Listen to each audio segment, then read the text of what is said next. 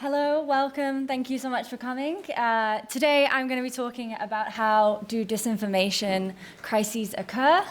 I'm going to be going through a lot of conflict footage. I won't be showing anything gruesome, but if anything gets too much, please feel free to walk out. Absolutely fine with me. But as I said, I'm not going to show anything with any traumatic imagery whatsoever. The worst footage in this particular presentation is a still photo of Palestinian hostages.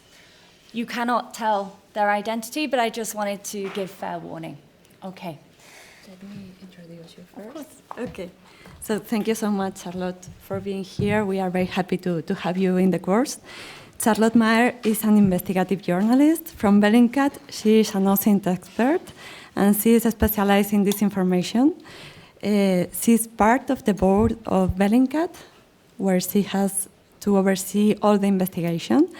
And her work also includes training journalists in media literacy and using open source tools to help to counter disinformation.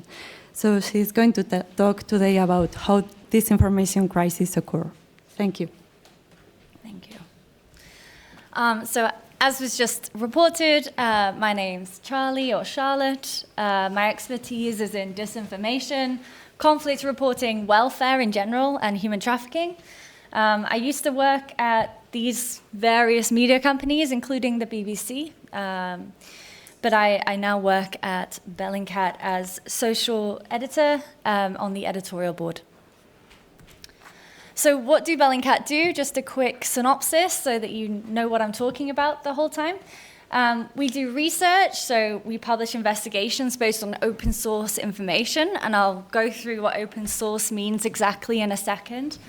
We provide training, so we produce free guides and provide workshops on open source techniques, just like I'm doing right now, but we tend to go in a little bit more detail when we have the time. And standards, we collect and preserve digital data to assist justice and accountability mechanisms. Something that's quite unique to us is that sometimes we actually use the data we collect to help in future war crime trials. And I'll touch on that slightly as I go through. So quickly, what is an open source? An open source is research that uses information where the investigator or journalist, analyst, and the consumer have equal access to information sources. We do not take any tips. We do not speak to closed sources whatsoever. We're not the people that are on the ground in Gaza or in Ukraine interviewing witnesses. That is not our role. Our role is purely from an online perspective. And we only focus on photos, videos, sound, anything that comes out of the crises and is available to anyone, anywhere. That can consist of things behind a paywall. So, for example, if there's a Wall Street Journal subscription or a Washington Post article, we deem that open source because generally the public would have access to it. And we also deem satellite imagery publicly accessible. There are free tools and paid-for tools, but in this case, satellite imagery is something that we use quite extensively. Ideally, the point of this is that anybody who looks at our investigations, and especially the way that we write them, should be able to fact-check what we've found, basically. The way that we've written it is so that individuals with time could go through and replicate our investigation and see if they come to the same conclusions. Quickly, most of the research done in the real world is not pure open source intelligence. For journalists and human rights researchers, often it's better to have a combination of the both.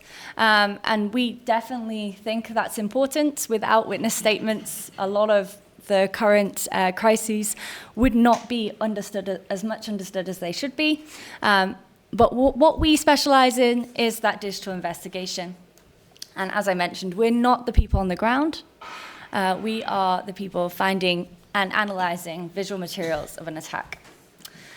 I'm quickly going to go through this, but basically these are the different types of places that we look. So you got geospatial media, user-generated databases and archive materials, and then Some gray area open source materials, things that we wouldn't necessarily always use but might consider, is leaked materials, contact books, app data, and dark web markets. These are not things that we use on the regular. They have to have special circumstances, and we have an ethics board that we have to address before we use any of these. But that's us. Something to note that, and really relevant to Gaza actually, is that the availability of open source digital information is limited. We can only work with what others have uploaded, basically. And especially in different regions and with different internet availability, this really depends. And it becomes, sometimes our research is restricted by this. For example, WhatsApp is more closed than Telegram. So if I want to do some research on something that's appeared on WhatsApp, for example, some COVID misinformation, which was very prevalent on WhatsApp at the beginning of the pandemic, it's a lot harder than it is on Telegram. VK, which is a Russian social media site, is much more open than Facebook and so on. And it extends to regions as well. Data and privacy legislation and culture of the target country also has an effect. So for example, Russia, surprisingly, is quite wide open to investigate, but Germany is more closed off, for example. In practicality, our work ends up looking a bit like this. So this is our civilian harm in Ukraine map. This is a map that we've been populating since 2022. And every single day, we have individuals plotting incidents of civilian harm that they found online, and geolocating it, verifying it, and placing it on a map. This is publicly available. If you go to ukraine.bellingcat.com, you can see it. You can explore it yourself, look at all of the data. The original sources are also included, but if they're graphic, they have a graphic warning. In some cases, we've decided not to add them to the map, but link to them instead because of the graphic nature. The aim of this is actually, in some cases where we feel the case is strong enough, we've actually got a separate team who are passing on this data to prosecutors who are building a case for future war crime trials. So within Ukraine, this data is really valuable because it's actually going to hopefully be used in prosecutions in the near future. So please do check that out. That's at ukraine.bellingcat.com. So, our skill sets are actually incredibly useful, especially for uncovering propaganda and disinformation. And today I'm going to go through a few types of disinformation that we see regularly on the internet, and then some ways that we have taught ourselves, basically, to find it and locate it. Okay, and I'll see how much I can get through.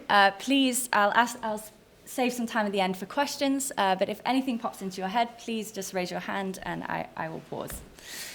Okay, the first type of disinformation content is staged content. This is less common. It's something that I'm often surprised when I see, but it's often something that takes money to produce, often involves professional cameras or professional teams, and is often done by state actors.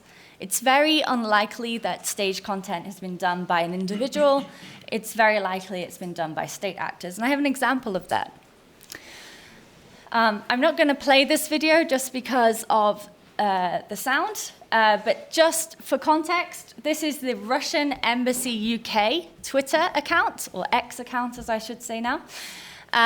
This was a video that they posted on their X account, and they also shared it across other embassy accounts, Russian embassy accounts across the world.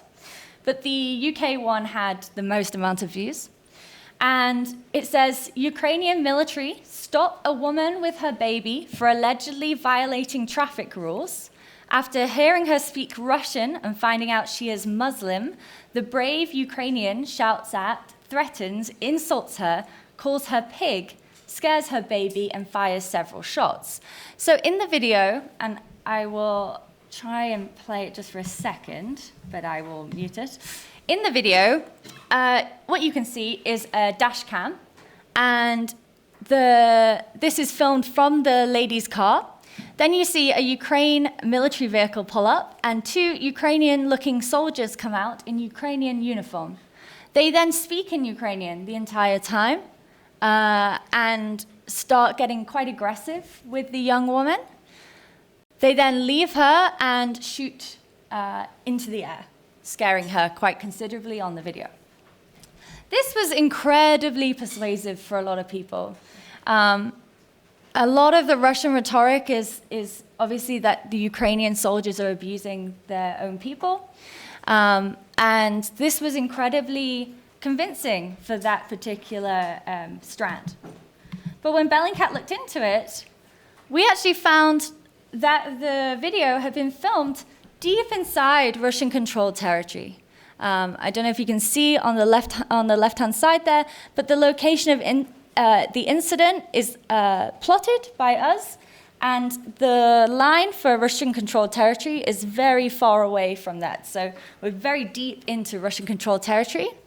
We did this by looking at different videos from the area, and we included actually geolocating the tree line that you can see in the dashcam video. We actually matched it to locate the incident.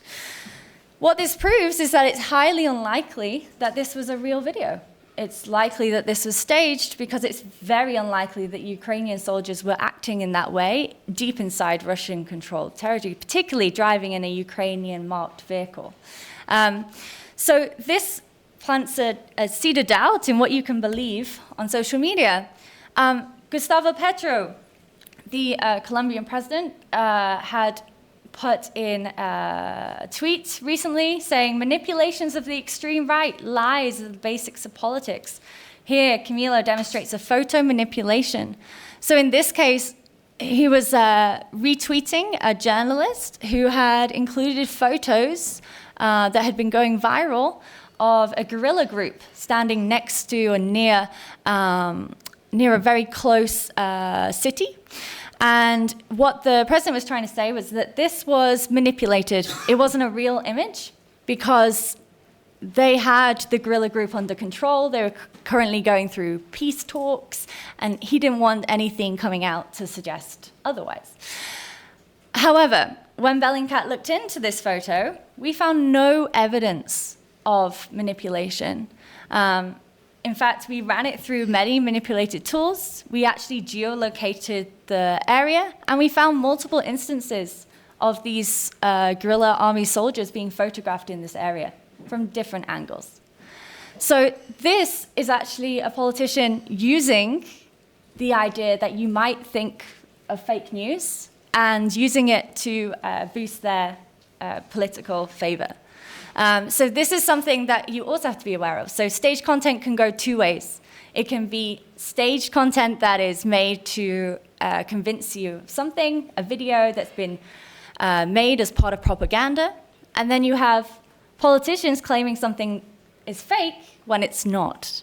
And often, particularly with manipulated images, that's quite difficult for an individual to fact check. So it's very well believed. As you can see, it had 1.4 million views when we screenshotted it. The next type of content that we see is recycled. This is a very famous photograph from the Gaza plight. It says, "You cannot break the Palestinian spirit." It went viral, actually, this photograph. But this photograph is from Syria. It's a photo that actually won an award in 2020. But yeah, it's from Syria. It's not from Palestine. But because the photo is of a nondescript place, and there's a woman who looks like she could be from the Middle East, it was very well believable and went viral. Another one here. This is a point on chronolocation, so in terms of not where, but when. So, for example, in this left-hand side, there's a video that says, "The center and south of occupied Palestine have been under heavy rocket fire for more than 3.5 hours. That video was actually, when we checked it, was actually posted originally from May the 13th, 2023. It is of the Gaza Strip. It is of a house that was destroyed, but it was before the October attacks. And it was being recycled online to say that it was part of the ongoing attacks. So it's really important as well not to just think about where, but also when, because often the footage that we see recycled is actually real footage of the place and the location. It's just been taken from a different time period. Lastly, we have seen a lot of content coming out linked to Palestine or Gaza that actually is from Syria. Syria, there's a lot of media online, nondescript media from some of the Syrian atrocities, and it's being used en masse to convince people that it's from Gaza. So on the left here is a screenshot of a video where a young boy is crying, and he says, "My sisters have died." That's actually from Syria. And on the right, I've just included a screenshot because the video is pretty graphic. But Jackson Hinkle, again, another tweet by him that's not exactly right, says, "Israel was caught on camera bombing the Al-Sadiqa hospital," and he linked to this video that you can see here.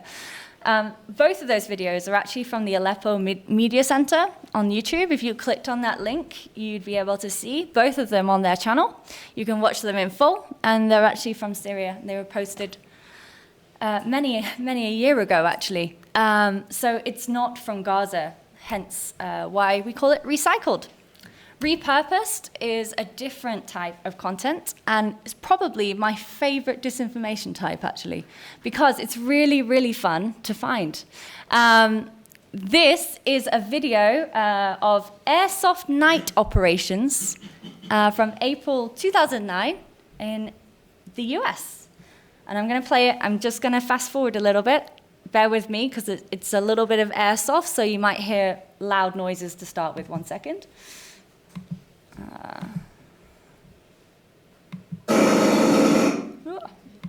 Sorry, just wanted to shut that up. So if we fast forward, you can see it's very dark, very, very dark. A lot of people do this, but you can see the airsoft operations there.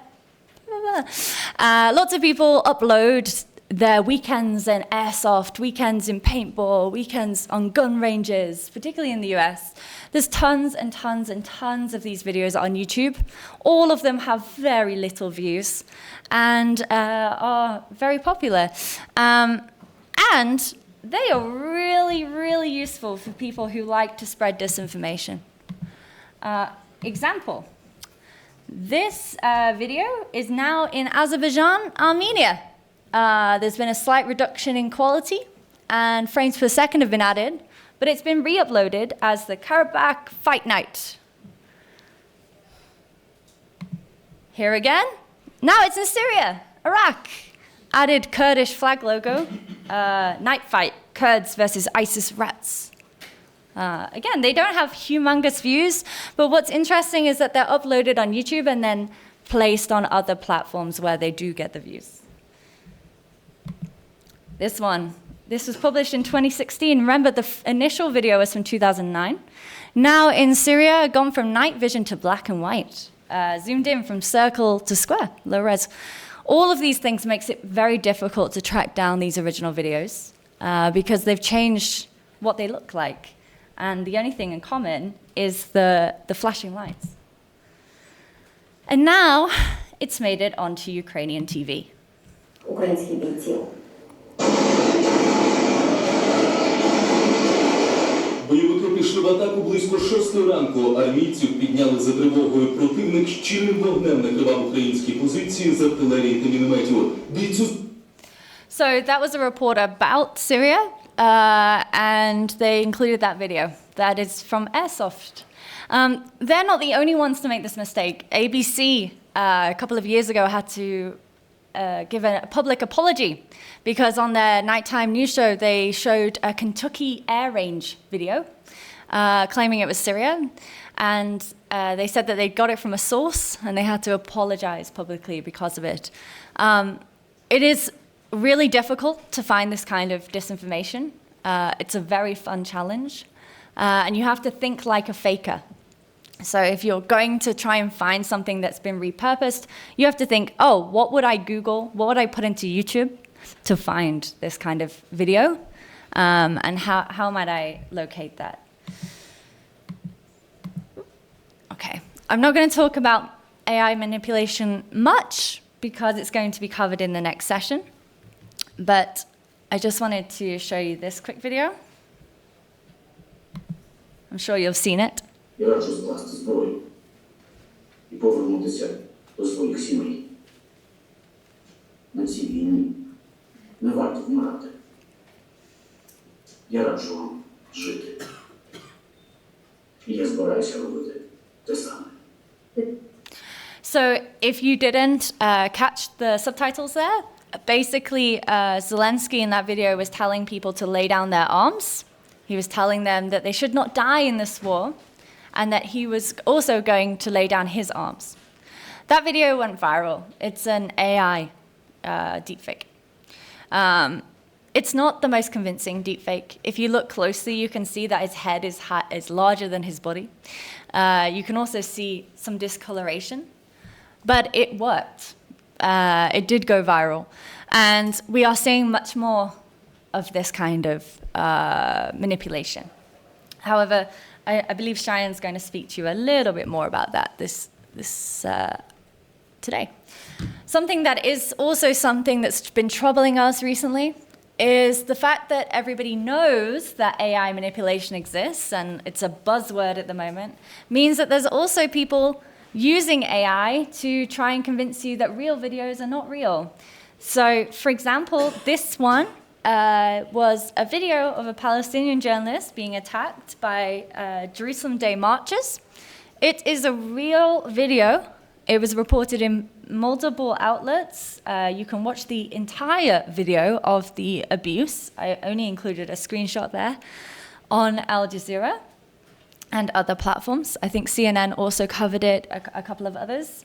But we found this tweet on June the 6th, which shows an AI, somebody's put the image, a screenshot of the video, through an AI tester, AI or not.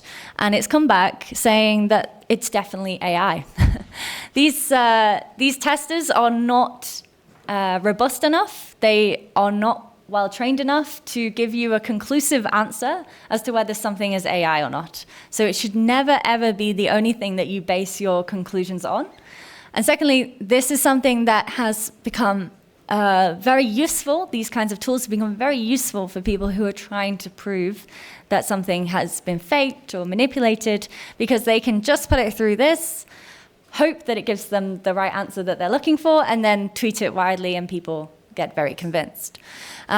So yeah, as you can see, this image says AI 71.80%. Definitely it's an AI, and it absolutely is not.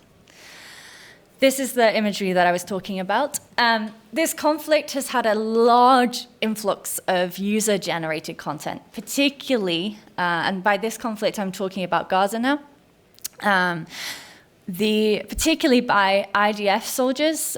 They have taken in droves to social media, posting images of their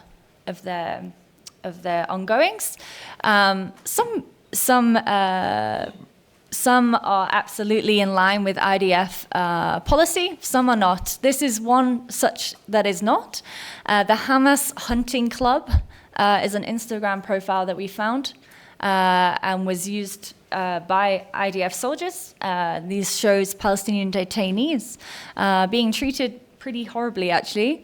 But this kind of content is all over the internet, which makes fact-checking this particular conflict particularly hard, actually, because there's such an influx of user-generated content that it's becoming difficult to understand what's fact and what's fiction, particularly when individuals are uploading it themselves.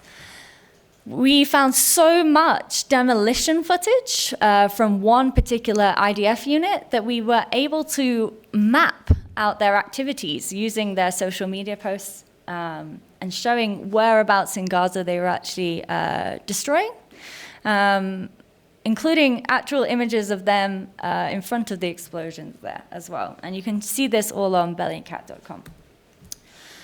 Okay, a little case study now. So, Al-Ali Baptist Hospital in Gaza City. It was one of the very first hospitals to be attacked or be in the news. It was quite immediately after the initial attacks, and because of that, it was the subject of incredible misinformation.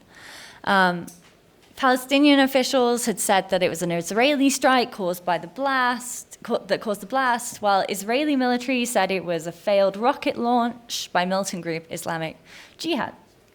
And there was lots of narratives online, lots of fake videos of the attack as well, lots of different images of craters and of the area. A lot of it was filmed at night because the attack had happened at night, which made geolocating and verifying even harder. What Bellingcat did is we were able to tell that there was a crater in the hospital grounds, in the outskirts of the hospital. We found this crater in multiple videos. And we verified and located that this was within the hospital range. But what we can tell immediately from that crater is it doesn't appear to be consistent with a 500, 1,000, or 2,000 pound bomb used in joint direct attack munitions. So this is what we published. We published this bomb, this crater is present despite what, at the time, the Israeli government was saying. They were saying there's no such crater. They later corrected and said that there was. But we said that this crater was not big, like some of the photos and videos that were going around, and it wasn't consistent with the joint direct attack munition, which is typically used by the Israeli army. We did not, in our article at any point, conclusively say that it could not be a JDM. We didn't conclusively say that it was not the Israeli forces. We did not conclusively say that it was Hamas or any other militant group.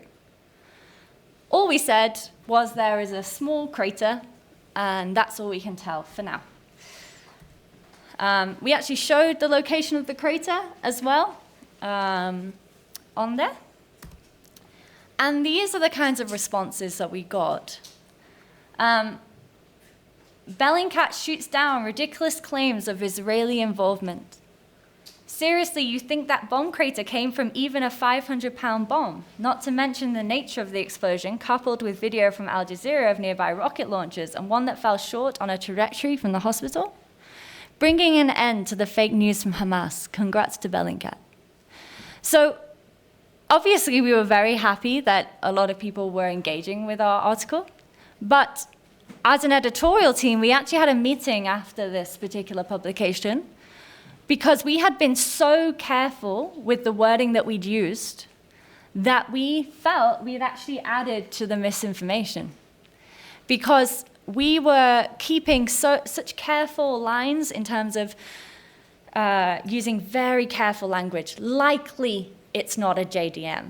That is consistent with some of the things that the Israeli force use. Because of the language that we used, because we didn't give ultimatums, people were drawing ultimatums themselves and sharing it across social. And from then on, we tried to be a little bit more evident with what we had found. And this particular incident was a huge case where there was so much speculation. In fact, multiple news articles had come out from different sources with lots of different theories, contrasting theories to Bellingcat as well. So it was very, very difficult to navigate in this space. But I just wanted to show you that sometimes, even when you are taking deep care to try and avoid claiming anything or adding to misinformation, sometimes it can be misunderstood or misused by people who kind of are looking for a particular news story. In contrast, this week, last week, we reported on the horrific attack on the Children's Hospital in Kiev. What was different about this particular attack, and was that there was an abundance of online material. We were able to geolocate the remnants, so there was evidence of remnants at the actual place. So you can see on the right here, there's photographs supplied by the Ukrainian service. And on the left, we actually compared those images to a manual, an ammunition manual from a KH-101 missile, which is what we thought had hit the hospital. So we compared them to showcase that they were a match. On the very top left there, we actually had a video of the missile hitting the hospital. And we did comparisons and made a 3D model of the missile that we thought it was and compared it with other types and found that the KH-101 was the closest match. And then at the very bottom, you can see the remnants picture again. And we actually were able to geolocate and find the remnants present in press photos from the day, which shows that it's likely that the remnants weren't placed there, because that's another thing, another risk that we have to think about in conflicts, is the fact that people place things at crime scenes, at conflict scenes, particularly if they're in a rage of activity. You often sometimes find that things have been placed within the area of the blast. In this case, we were able to showcase that it was actually present before these photos were taking place. And that allowed us to be a little bit more conclusive with our findings and say this is very likely to be a KH-101 missile, which is typically used by the Russian army. In the case of the Ali Baptist Hospital, there just wasn't enough material. There was no remnants. There was no video of the actual attack because, as I said, it was at night. It was very difficult to see. All we had was the aftermath footage that we could really work with that showed that crater. And these photos and videos were taken several hours after the attack as well, which made finding remnants almost impossible, unfortunately. Last thing on this kind of conflict disinformation is that we've also seen a rise at the moment in people using open source intelligence or open source research as a catch-all term for something that they're doing. So on Twitter, for example, you have now, and please don't get me wrong, Dr. Manisha Ganguly is a fantastic Guardian journalist. She's not the person spreading this disinformation. But she's quoted somebody who has, and basically they were using the term OSINT in their profile and sharing it, saying that they knew how to do this kind of analysis, and actually in this satellite imagery they had mistaken clouds for craters. It is incredibly difficult to do open source research effectively, particularly in times of conflict. It takes time. It's not something you can do very quickly. You have to have extensive experience working with satellite imagery, knowing what to spot.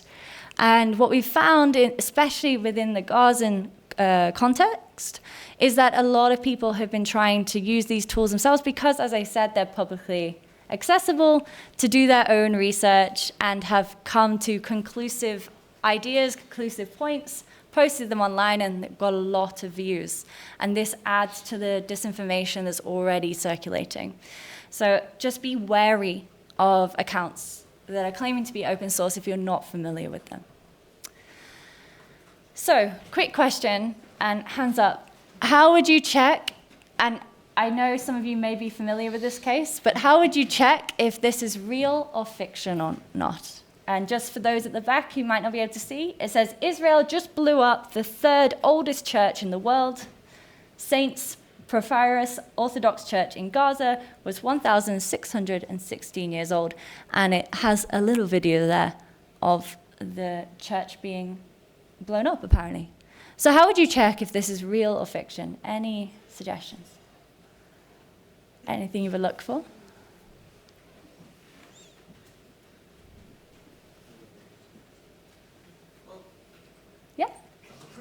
I will take a screenshot from the video and then upload it from Google and do the reverse search. Yes, amazing. Very quick, very easy to do. Anybody can do that. In fact, it's our top recommendation to the public as a quick fact check. Usually, 80% of the time, you find the original video and realize it's fake. Anybody else?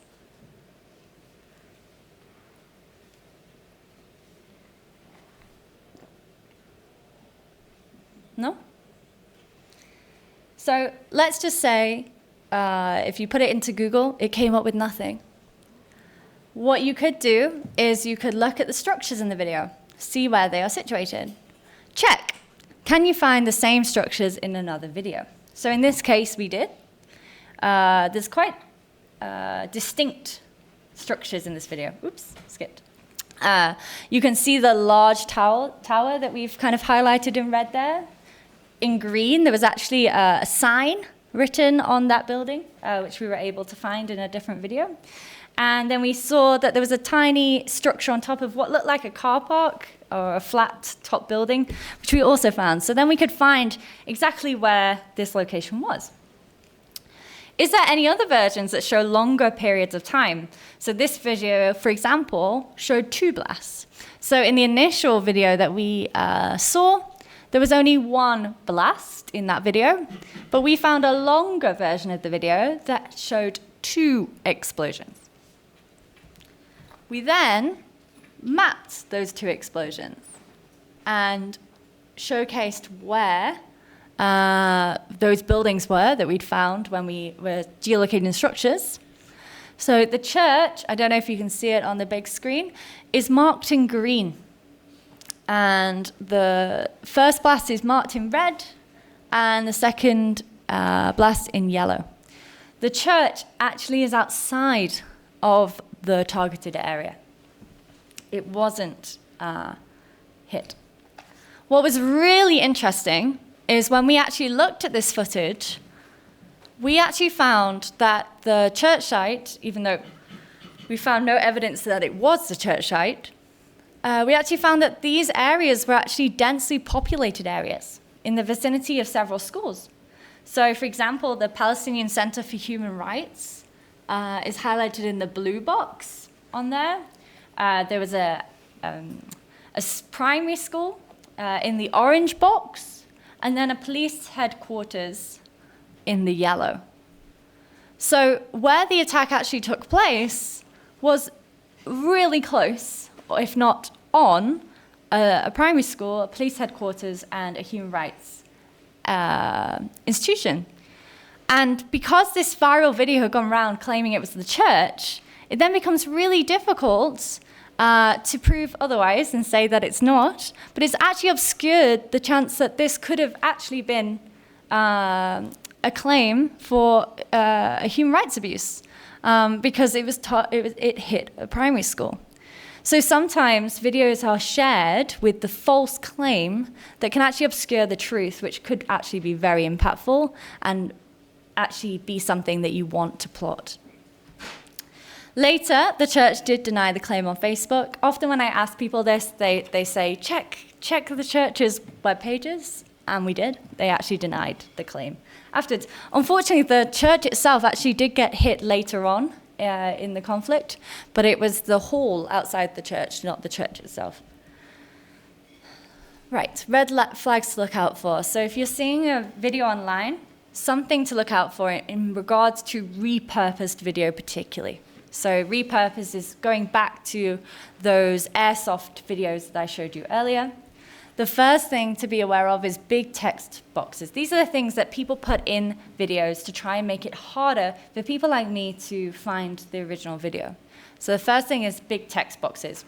This often makes it almost impossible to do a simple reverse image search. So if you're thinking about putting it into Google, nah.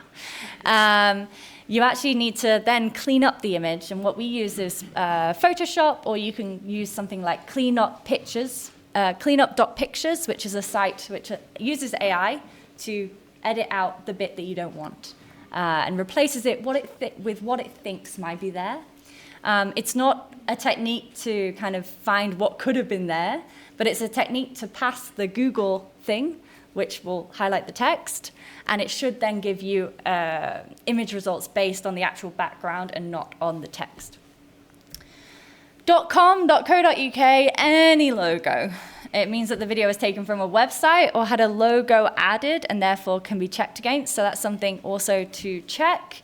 If you go to that address, if you go to where that logo is associated with, do they have it on other platforms? Are they showcasing it? If it says it's from the church's Facebook page, have you checked the church's Facebook page? Is it on there?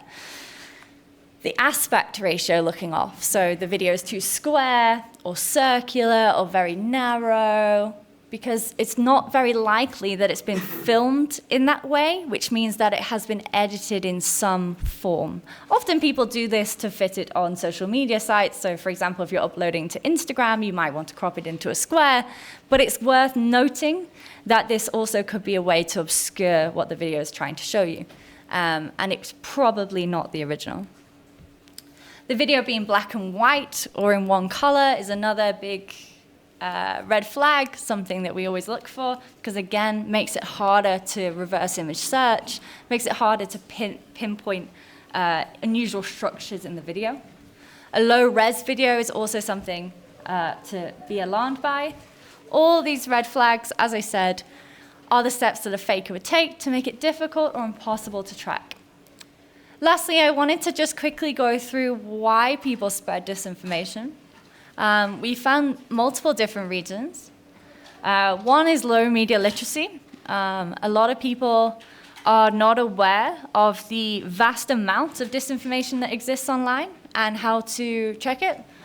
I myself, for example, have been guilty of in the past of reading something, thinking I agree with it, liking it or retweeting it, then going back and going, oh, actually, I didn't read this properly, and unliking it and retweeting it. But by that point, I've already given the engagement. Somebody on my social feed could have seen it. And often this is the case. People share before properly processing what they've read or clicking through into the link. Click-throughs online are down considerably.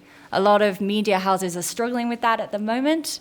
And it's something that is also adding to disinformation because people take the headline and run with it without having read the actual article.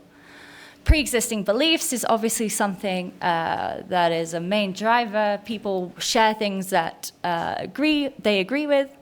And distrust in authority, I'll unpack in a second.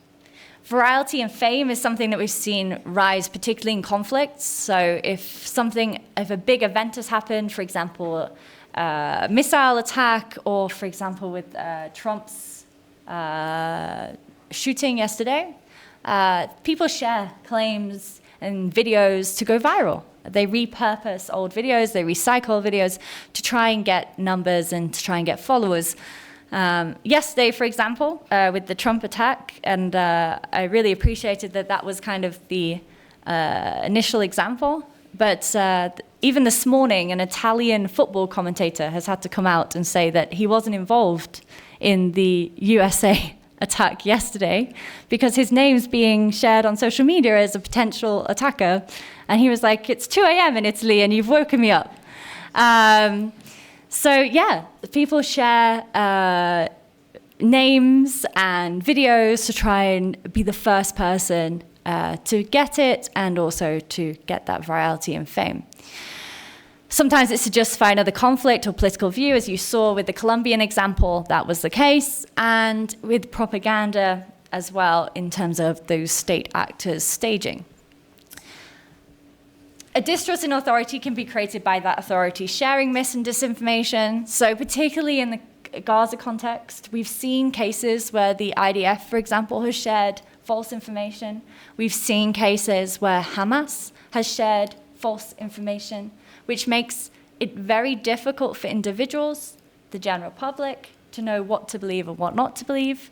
And as I mentioned, particularly with the Al-Hali Baptist Hospital, there was so many conflicting reports from different media houses who had done analysis based on small material that, again, as a consumer, it would have been very confusing as to know which media house to believe, particularly as you trust an array of different media companies.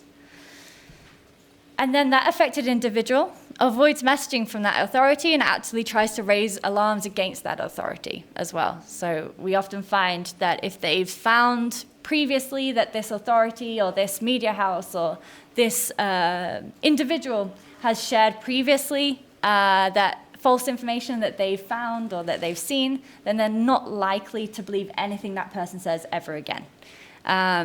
Which makes it very difficult if you're a media house who's made a mistake, or if you are a politician who used propaganda or used fake videos, perhaps even mistakenly retweeted a video that you thought was real but wasn't.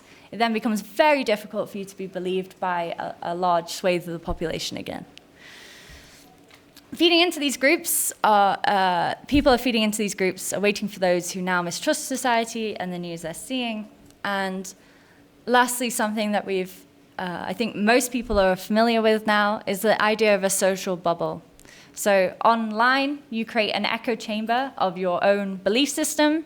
If you're not actively following accounts or following news stories that you don't believe in, for example, of alternating views, you're likely to be fed information that is going to align with your political belief system. It's going to align with what you know already. So, for example, if you are someone who has been supportive of the Palestinian plight, you're probably going to be served more Palestinian-centered content.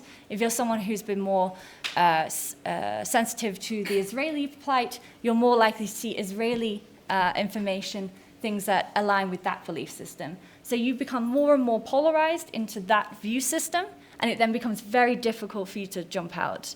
And that's what most people online are now facing. They're not aware that they're feeding into this social bubble. They're not aware that all of the information on social media is kind of filtered through this algorithm. And being able to get yourself out of that as a journalist is actually quite important so that you can see an array of voices, an array of opinions, an array of disinformation appearing on both sides. Lastly, I just wanted to give a few quick PSAs. We and the BBC Verify team, I'm sure Cheyenne will bring it up later, have actually been targeted. You may run the risk of being targeted if you start fact-checking. We don't call ourselves a fact-checking organization, but in the nature of what we do verify incidents, so it does come across as fact-checking. And in this case, we found multiple videos online claiming to be BBC reports, using BBC graphics, using BBC text, and using fake Bellingcat stories that align with Russian interests. So, for example, one of them had said that Ukraine was selling arms to Hamas, and that Bellingcat had found that. We obviously have not. If you checked our website, you would know instantly. But these videos appear online. They first appear on Telegram and then get distributed across different platforms. And it can be very difficult as a news organization to try and track all of them down and share them widely. In fact, when we have tried to share them and verify that they're not real, we've actually thought internally, are we giving more views to this video? Are we actually adding to the disinformation by kind of showcasing that this isn't real? Should we be amplifying this? But in these cases, we felt we needed to disprove the claims that were made. Another thing that can happen is you can be blocked. So you may have heard that the Moscow Times newspaper was listed as an undesirable this last week. And you can also find that your access to certain locations are cut off. For example, in Gaza, we've had lots of issues with internet connectivity and blackouts, which has caused a delay in footage from attacks being uploaded in some cases, and the longer videos take to come online, the harder it is for us to fact check whether it happened on the day, whether it's legit, and what we can see in the video as well.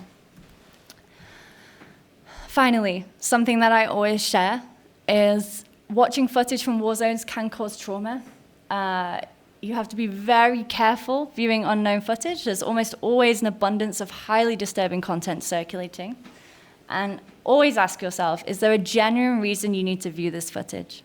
We've been saying the exact same thing to public. Unfortunately, particularly in the Gaza context, there has been so much graphic imagery on platforms that arguably should be better at restricting it. And it's been very, very difficult to protect yourself. Organizations like ours actually have teams of researchers who have therapeutic support in-house.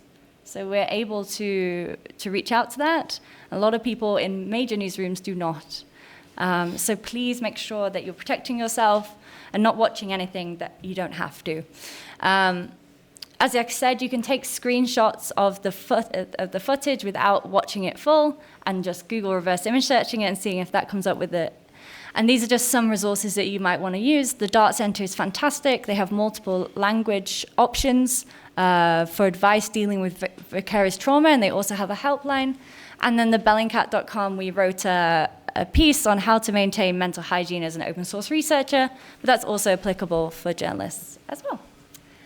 That's it. I don't know if we're okay for time, but yeah. Thank you, Charlotte. Thank you. Vamos a abrir ahora ronda de preguntas también con Ana, si quieres venir, y quien quiera hacer una pregunta, acerco el micrófono.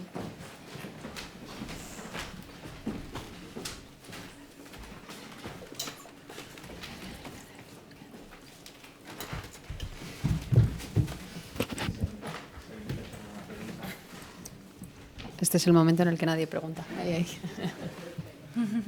Ahí hay una. ¿Qué hay otro? Hola, hola. Sí, ahora sí. Hello, good morning, Charlotte, and thank you very much for this fantastic speech. My name is Raquel Miguel. I'm working for you, this InfoLab. We are, you know us, for the rest of you, NGO based in Brussels, also working against disinformation. And I would like to know more about your experience with the prosecutors when you gather evidence and send it to the prosecutors to get a case open. Because we are struggling with us every day. At this moment, we have been working in an investigation in the Doppelganger campaign. It's a foreign influence campaign distributing pro-Russian content. It's online since 2 years. We have been working with other investigators, like gathering evidence and trying to get some actions. And it's not always easy. We had like very mixed experience with the prosecutors of different countries. And my question is, what is the key elements to be presented? I mean, how to make evidence strong enough to be accepted and to get a case open when we are talking about disinformation that moves in this gray area that is like harmful but not illegal always. What is your take on this and your advice? Yeah, it's a difficult one. Just for context on the Bellingcat judicial model. So we have been working in this space since, I think, 2016. I am on the editorial team. So we have an actual firewall between the editorial team, or editorial in general, and the Justice and Accountability team. So we have done that on purpose so that anything that the Justice and Accountability team are working on is not represented or worked on in investigations by editorial. So the populated points on that map that I showed you, we don't know as editorial which points have been taken forward for the prosecution.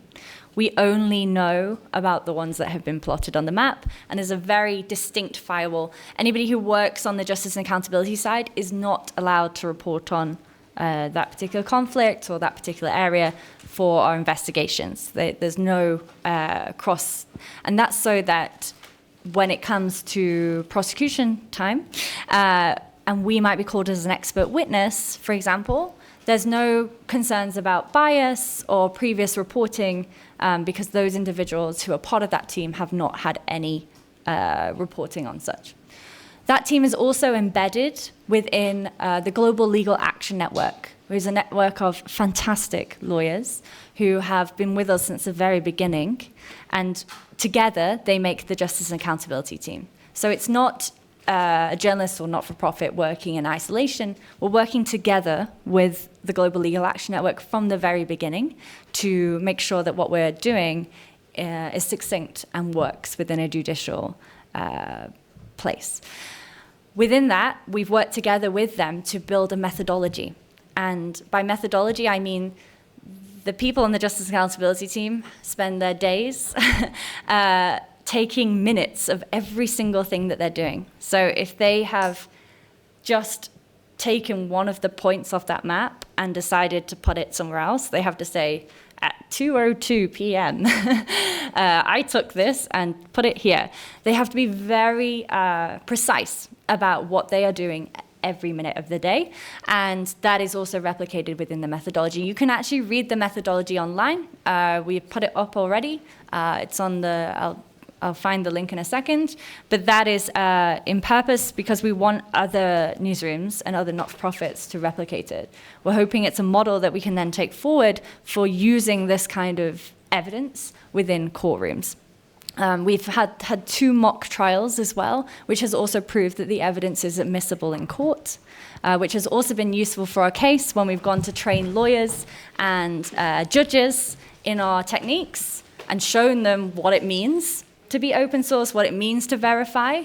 Those kinds of trainings has also helped to get consensus on the judicial side. We are now also working with the ICC, International Criminal Court, which has also obviously helped our case in terms of getting these cases over the line. It's not to say that any of this material will actually ever be used in a war crime trial. We hope it will. We're preparing it to.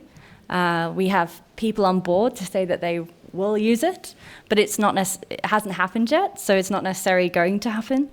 The point of the study for us was to make sure that in the future we've built a case study that can then be used for other conflicts, and we're hoping in the future to replicate the same thing, for example, in Gaza and other places. We've already done it in Yemen as well. So that's how our model is set up. In regards to disinformation is also a difficult one. It's a difficult topic. I actually did a training, I spoke to the EU Asylum Agency recently, and because they're dealing with a lot of disinformation in their court systems too. And a lot of the judges there told me that they don't have enough time to review what they're given by researchers.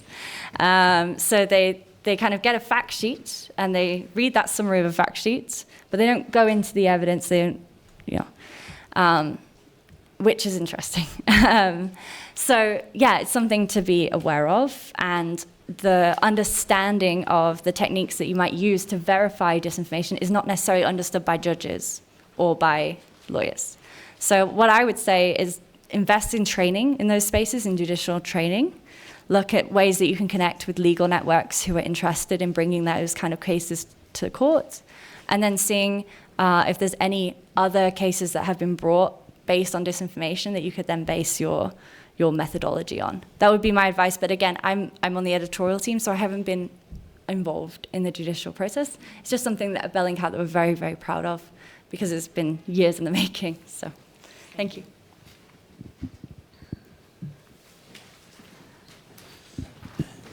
Hello, good morning. First of all, congratulations for your speech. Thank you.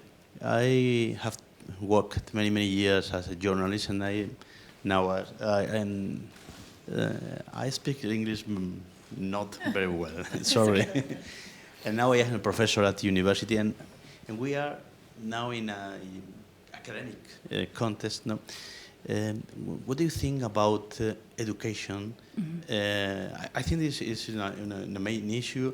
You have talked about the red flags, things we have do it to avoid sharing information, but because the sharing this information is the main thing, I think. So my question is for you, Charlotte, and for Anna Pastor too. What do you think about education? We talk about alfabetización mediática, mediatic alphabetization. I don't know if in English. No? Yes. You understand, no? Yes. But not only in university, in high schools, in primary schools too, no? Thank you. Yeah, so Bellingcat has actually just finished a project in UK secondary schools where we've been teaching teachers how to teach media literacy sessions to high school students because we feel it's very, very important. That project was very successful. However, the charity that we partnered with has gone bankrupt. So at the moment, we're trying to find other ways to continue on that project because we felt that the learnings and the teachings there were really important and we got a lot of positive reviews. Unfortunately, the charity itself wasn't in the best place, unfortunately. We have also been partnering with universities to teach open source techniques at university level. One such one is the University of Utrecht in the Netherlands. And we're hoping to continue our media literacy skill sets there. We definitely believe that education is very important in being able to tackle this problem. But we think it should be a multi-agency approach and not just journalists working in isolation, education efforts working in isolation, governments working in isolation. I think it requires a multidiscipline approach from all different areas coming together and coming up with a course or a solution, a model that could work. One such model that we've been talking to universities about is partnering local newspapers with a university department and local government in times of elections, for example, when disinformation becomes rife. It's a model that we're currently exploring within the US elections in the US at the moment. So absolutely, completely agree. Education is definitely one way forward in terms of disinformation. Completely agree, yes, we are doing the same. Tu inglés es maravilloso, el mío es mucho peor. Nosotros en educación también, me gustaría que Irene cuente el caso del verificatón, ¿no? Nosotros nos dimos cuenta de que cuando íbamos a las universidades, en periodo universitario, llegábamos tarde. Primero porque en las universidades, salvo excepciones maravillosas, no se está introduciendo el tema todavía a día de hoy de la verificación, ¿no? De las herramientas, etcétera. Y luego porque ya es gente adulta, entre 18 y 20 y tantos años, ya es gente que si no ha entrado en el pensamiento crítico probablemente no va a entrar. Fuimos, como decía Charlotte, a edades más tempranas y como no podemos multiplicarnos porque el equipo de Neutral es el que es, en los colegios y en los institutos lo que hemos ayudado es, por ejemplo, con guías docentes, enseñar a los que enseñan a cómo manejar la desinformación, a cómo enfrentarse a ella, cuáles son los canales habituales. Al final también es alfabetización para los y las profesoras, ¿no? Yo creo que coger todas las edades, evidentemente cuando son más adultos puedes atacar otro tipo de problemas, más geopolíticos, políticos. Cuando son más niños es otra cosa, ¿no? Pero hay que estar en todas las etapas, es evidentemente un tema de país y les está pasando a todas las sociedades y los gobiernos, sean cuales sean, tienen que apostar. Y me gustaría que contáramos uno de los trabajos más chulos que está haciendo el equipo de educación, porque creo que habla un poco en conexión con lo de Charlotte, de las elecciones y momentos claves, ¿no?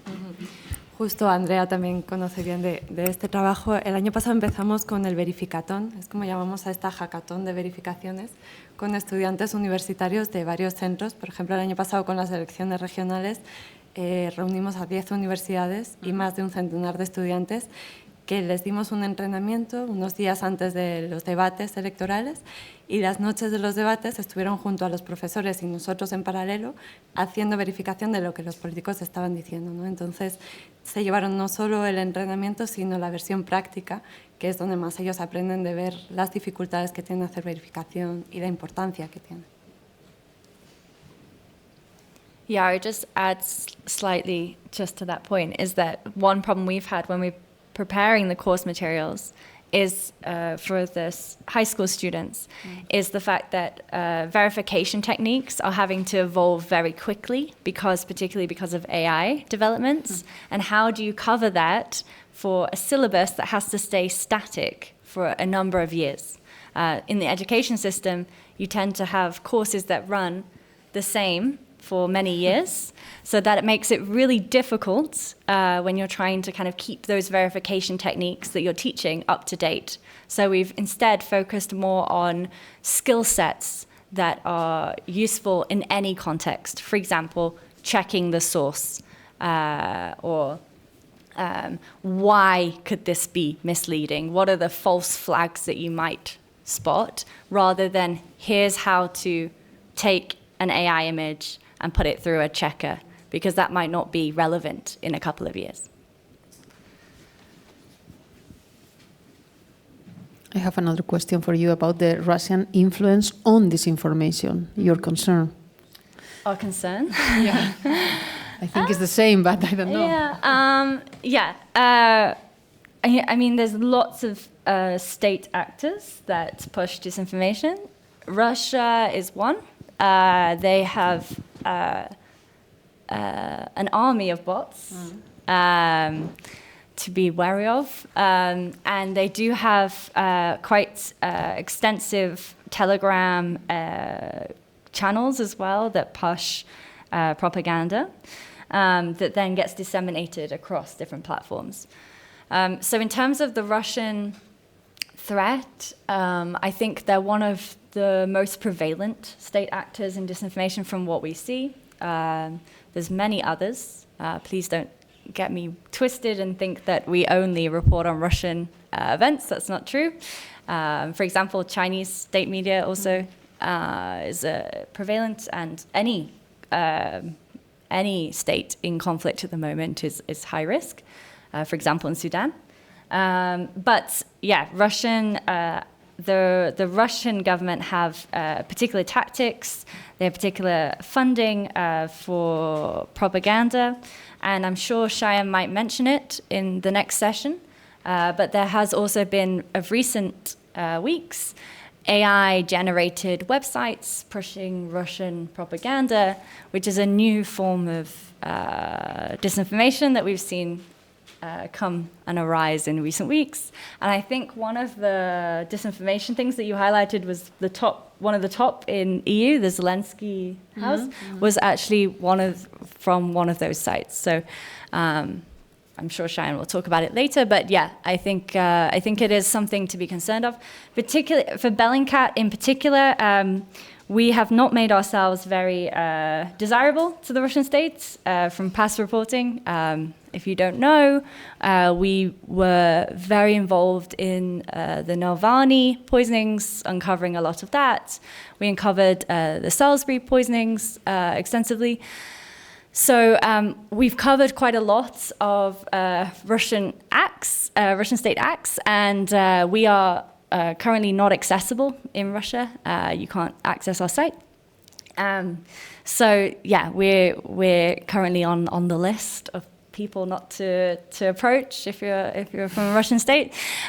So yeah, we are obviously a prime target for them, and hence why I think some of those videos have been arising using BBC reports, structures, and the Bellingcat reporting. It's not the first time we've seen misinformation generated about us, and it won't be the last. But in that case, we did track it back to a Russian IP address.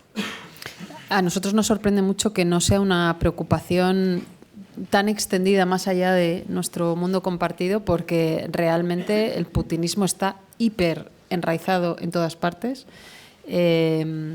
Ayer, por ejemplo, no sé si sabéis que las televisiones rusas a veces no son nada sofisticados, no hacen falta deepfakes, ¿no? Las televisiones rusas difundieron un bulo que el equipo de Trump había solicitado ampliar el equipo de seguridad, ¿no? Y que se les había denegado y que por eso ocurrió el atentado. Es una cosa que ha desmentido el FBI, lo ha desmentido el equipo de Trump, lo ha desmentido todo el mundo, pero todas las televisiones rusas lo dieron dentro de sus informativos. Eso es como muy obvio, pero luego en los canales de Telegram una cosa que estamos detectando, que probablemente también a ellos les ocurre, es que ellos no dicen qué bueno es Putin, No, lo que cogen es la misma gente que está distribuyendo desinformación contra la vacuna, la misma gente que distribuye información contra el coche eléctrico, la misma gente que distribuye información contra los verificadores. Esa misma gente pertenece a un ecosistema muy cercano a las mismas ideas del mundo ruso, ¿no? Entonces eso está penetrando de manera muy, muy evidente, en su caso, claro, porque hace mucha verificación sobre Ucrania, pero a nosotros nos sorprende muchísimo que no esté sobre la mesa una preocupación, vuelvo a decir lo mismo, de país, de sociedad, porque está ocurriendo en todos los países de Europa. Sí, pero perdona, es que en este sentido, hablabas tú del pensamiento crítico, claro, es fundamental. Va a dar igual, como sabemos, que ahora haya un desmentido o que no haya un desmentido, porque para gente ha comprado ya la idea de que el bulo lanzado inicialmente era cierto. Ahora lo desmiente el gobierno de Estados Unidos y el que se cree el bulo va a decir, ¿qué te van a decir? Porque él ya está con sus ideas previas, ¿no? Con ese filtro burbuja del que hablaba Charlotte, ¿no? Con lo cual, por eso hablaba yo de incidir un poco en la educación. Bueno, un poco, sí. No un poco, mucho, ¿no? Y tú has dicho bien, en edades un poco más tempranas, ¿no? No cuando llegues a la universidad. Yo creo que sobre todo sería en la educación secundaria, donde sí que habría que incidir mucho en esto, pensamiento crítico y no sé qué más. Y sobre todo con cosas que les interesen. Os pongo un ejemplo muy divertido. Por ejemplo, a un niño de 12 o 13 años no le puedes hablar o no le debes hablar solo de Ucrania, ¿no? Pero los fichajes, ¿no? De fútbol o de baloncesto. Claro, hay un montón de fakes también con eso y es algo que les interesa, ¿no? No sé quién ha anunciado que viene, Mbappé lleva viniendo al Madrid muchos días, mañana ya parece que llega, pero hace 3 años no estaba fichado, ¿no? Y había muchos bulos sobre que ya estaba en Madrid, entonces es una manera de que algo que a ellos les interesa, o youtubers o entren al tema, ¿no? Pero claro, hay que entrar con sus herramientas. De la misma manera que no puedes luchar contra la desinformación sin tecnología, no puedes luchar contra la desinformación en esas edades si no es con algo que les interese, ¿no?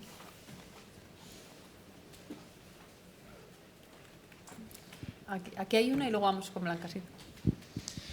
Yeah, thank you very much for your speech. Also, thank you to Anna. I wanted to ask, how do you deal with the discredit that you might face every day? So, who checks the checkers or who verifies the verifiers? These kind of things, right? So, how do you deal with this? How do you try to convince people that actually you are using these sophisticated tools, such as geolocation or some scientific ways to check the facts? So how do you deal with this? Yes, really relevant question for Bellingcat, actually, because we often get accused of being part of the CIA. It's our top reply to most of our posts. And that's because when we first arose, people were surprised by the techniques that we were using because they weren't used necessarily in journalistic methods. They were used by intelligence agencies. So it wasn't believable that a journalist organization would be using these kinds of techniques. Now it's used across many different organizations. In fact, many major publications now have an open source equivalent unit. For example, the New York Times have a visual analysis unit. The Financial Times has just launched one, The Guardian have one, etc., etc. In terms of responding to those kinds of claims and also proving that what we've done can be checked, is the way that first of all, we write our articles in a non-traditional journalistic method so that people can almost follow our methodology with the way that we've written out our work. So I mentioned at the beginning, because we use open sources, arguably you should be able to verify everything we do yourselves. And we try to provide all of the material for you to do that. However, we are also aware that this investigation may have taken us 200 hours. And I'm not expecting every audience member to spend 200 hours themselves fact-checking it. And that's not what people want to do. Often we push people towards other sources of media that have reported on similar. For example, with the hospital attack in Ukraine last week, we showcased how 2 other independent munition experts from academic spaces. One was from Oxford, the other one was from a university in the US, but I can't remember off the top of my head now. And we highlighted them in the thread and also in the social thread as well as in the article, highlighting that they also had come before us to the same conclusions, and we linked to their findings. Often we also showcase other media houses that have done the same and allow people to look at their work too. And sometimes we actually highlight we highlight people who have contradicted us and say, in this case, we found this, but for example, CNN may have come to a different conclusion, and this is their reporting. Most of the time, we, as I said, are providing as much information as possible. Well, all the time we're doing that for you to verify. And we often, if there has been claims on social media of other theories, then within the article we also try to disprove those. So again, just going back to the Children's Hospital attack last week, within that case, the reason we made the 3D model, let me just see if I can slip back to that quickly. The reason we made this 3D model here on the top left is because it wasn't just that we thought that this was the correct missile that was used, but we also had seen reports online that people were claiming it was a US-owned missile launched by the Ukrainians, not by the Russians, and they named a missile type. So we took that missile type and also compared it.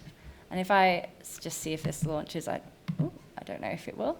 If I just scroll down, you can see in the article, so these are the two different types. This one is the one that people were claiming was the US-made one. And this one was the one we thought it was, which was used by the Russians exclusively. And we overlaid both onto the actual footage and compared them in 3D model, and we found that this one conclusively matched, whereas this one did not. As you can see, quite obviously, it's missing this engine pack here, which was not there.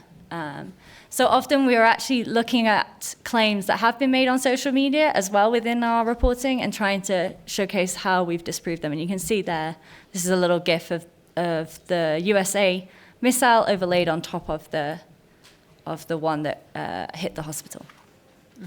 Okay. Increíble.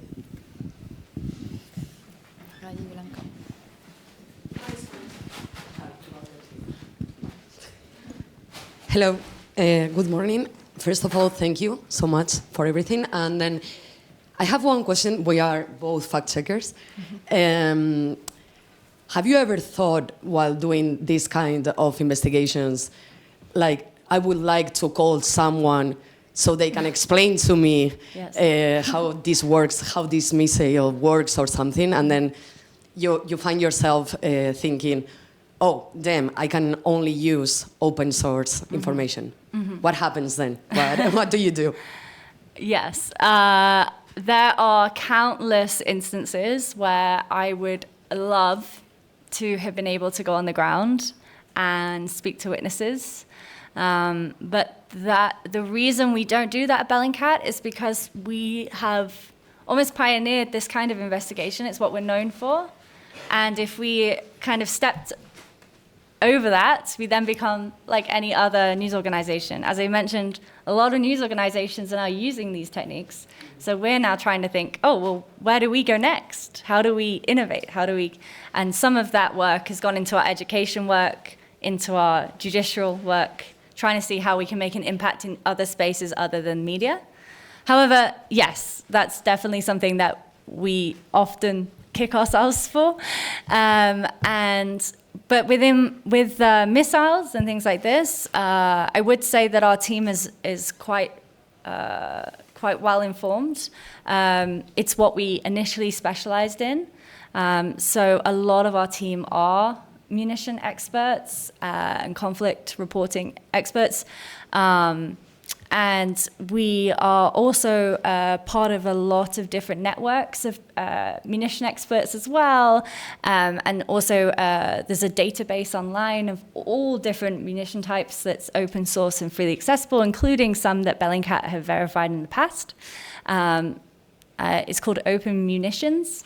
That is a really useful resource if you are a fact checker and are looking to see if you can find what this missile might be. You can check that. It's well-resourced, fact-checked by munition experts in academic spaces, and is a really fantastic place to go. That's openmunitions.net. They've recently revamped it, actually.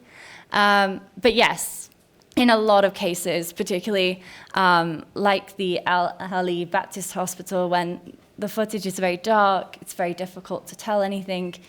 In those cases, all I want to do is phone somebody up, but it's not what we do, it's not what we specialize in, it's not what people come to us for. So. And one last question from us. Something we've noticed a lot in our team, in our daily fact-checking, especially these two cases you mentioned, both in Ukraine and the hospital in Gaza back in October. Mainly more in Gaza, because it's a conflict that's been ongoing for many years. Mm-hmm. And also Israel has many other conflicts with other regions surrounding, again for many years. So there's been a lot of content released by user-generated content, as you said, especially now in this social media age. So when something like this happens, I believe that you, as we do, are overloaded with lots of information that, first of all, you have to kind of filter what is true, what is not, what is related to the accident, what is out of context. So my question is, where do you begin with all of this, and which step for you is kind of the most difficult one when trying to debunk or at least spread a little truth in these cases? Yeah, so the biggest problem for us actually in regards to conflict reporting is this influx of content. If you're looking for a needle in a haystack, it's much harder if your field is full of hay than if it's just one haystack to search through. And that's why conflicts that are underreported are actually easier for us anyway to geolocate and find. Gaza has been very difficult, as you mentioned, because of the many, many years of footage that have come from that region. In regards to what we do, the first thing that we're trying to do is, again, we only approach these subjects from specific attacks. We're not going to be posting an article that says, Gaza has been hit 70 times this week. Here's all of the attacks, because we wouldn't be doing our due diligence to verify that amount of data that quickly and that sufficiently. So we'd be focused on individual attacks. And in that case, we're then looking for the first uploaded video or the first uploaded photo. So that's usually what we search for to begin with. After that, we then look for multiple angles of the perspective that we're most interested in. So for example, with this one, there was lots of footage in the dark that was uploaded first, right? And that we could obviously see, fake or not, was supposedly filmed at the time of the attack. But we knew that nothing in that material was going to be useful because it was too dark. Even when we brightened it up, it just didn't work. So then we were looking for footage of the aftermath, and we were looking for footage of anything of the ground particularly, because we were looking for remnants, we were looking for craters. So any footage that met that bill, we then kind of sidelined and put in a little folder. And then we were looking for the earliest dated one that we could then chronolocate, confirm it was the first one to be posted, first one likely to be filmed. Could we find different perspectives of that? If we can, then it becomes something that we might be able to use in an investigation. If we can't find multiple perspectives of something, it then becomes something that we might need to verify as in we might need to actually take a step back and say, okay, is this real, first and foremost, before we even look at the actual attack itself. So that's usually the process of elimination. Again, with cases like this, when an attack has happened and we're responding as quickly as we can, we've usually got a team of people working in conjunction with each other on this. We've also got a fantastic volunteer community who work with us on particular projects. And when it comes to a live attack like this is something that the volunteer community might get involved in because it involves big data and having to sift through lots and lots and lots of videos. But that volunteer community is vetted, has signed NDAs, has access to therapy support, and has access to training by us, hence why they're in there. So that's a very supportive community that we can then lean on. I know that this is really difficult for smaller fact-checking organizations who might have one reporter or two reporters looking into an incident. And I think sometimes the pressure of reporting quickly can sometimes often be the downfall as well, because you're often trying to find a conclusive point as quickly as possible so that you're the first to post or that you are getting the information out there quickly before misinformation, disinformation takes over. And this competition, I think, can be really the crux of the issue and can be something that even at Bellingcat we're having to deal with. For example, I've already got about 3,000 tweets this morning asking us if we found Trump's shooter yet. Obviously, it's been reported in multiple media houses, but people are looking out for our organization to make a statement on it. It's not something I'm going to be posting anytime soon, so, but it is something that, we get asked about a lot. So I think internally you have to kind of think about, okay, is this particular story, is the particular attack something that I feel I can verify? Is there enough material to do that? And can we spend enough time making sure that what we're finding is conclusive and useful to the audience, and not just trying to get something out because it's viral, it's just happened and people want information. And that's often the competing thing that I think a lot of publishers are having to deal with at the moment. Okay, thank you, Charlotte. Thank you so much. Muchas gracias, Ana. Muchas gracias a todos. Vamos a tomar 15-20 minutitos de descanso antes de la siguiente charla y nos vemos aquí entonces. Ahora nos vemos.